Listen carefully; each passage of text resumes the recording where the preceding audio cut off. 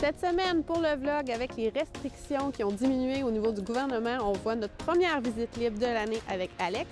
Et on poursuit ensuite avec Patrick qui nous explique l'évaluation marchande de votre propriété.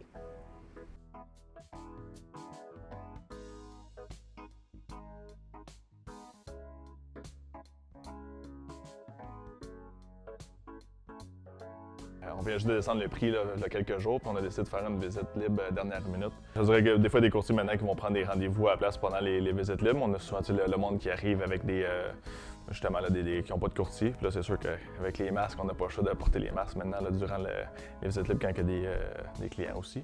Mais sinon, à part ça, je te dirais, c'est pas mal semblable. C'est sûr que l'EOACQ, des fois, ils recommandaient pas des visites libres, mais on a commencé à en faire. On en voit de plus en plus là, des courtiers qui font des visites libres. Là, donc, je pense qu'on va recommencer, là, surtout ce printemps, quand le beau temps va arriver, là, les visites libres, je pense qu'on va les voir de plus en plus, d'après moi. Là.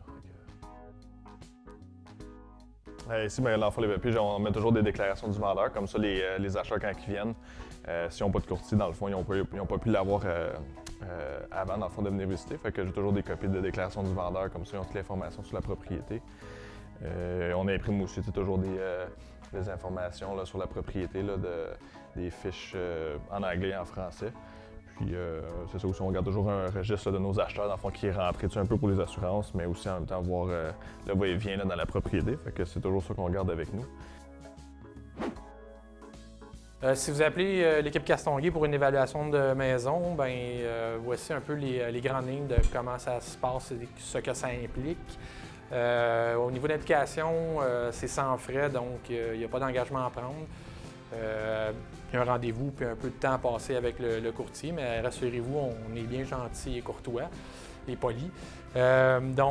Si vous prenez rendez-vous, la raison pour laquelle on ne peut pas faire ça au téléphone, il faut venir voir l'état de la propriété, c'est-à-dire le terrain, les alentours, les immeubles eux-mêmes, les intérieurs, l'état, les travaux qui ont été faits. À ce moment-là, on va prendre des notes en faisant la tournée avec vous, poser quelques questions pour avoir justement une idée de la construction, de l'état de l'immeuble ou de son utilisation. Et puis, suite à ça, on va s'asseoir avec vous, puis on va discuter, puis on va pouvoir faire les comparables avec les informations ramassées pour vous dresser un portrait.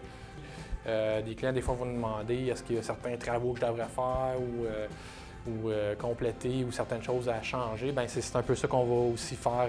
On ne va pas juste s'en servir pour établir la valeur, mais aussi pour faire des recommandations. Si vous mettez à vendre, bon, bien, il y a peut-être ça à corriger ou même des points qui vont être importants à déclarer dans votre déclaration du vendeur. Donc, la visite des lieux est très importante, en fait, préparatif et pour le courtier, pour bien vous desservir comme vendeur et les acheteurs potentiels qui viendraient, mais aussi vous préparez-vous comme vendeur à être sûr de ne pas rien oublier au niveau de la déclaration du vendeur, mais d'avoir les meilleures conditions pour la mise en marché si jamais il y a une pièce à repeinturer ou certains petits travaux à compléter qui feraient une bonne différence dans la mise en marché ou l'impression que les acheteurs auraient en faisant une visite ou en regardant des photos.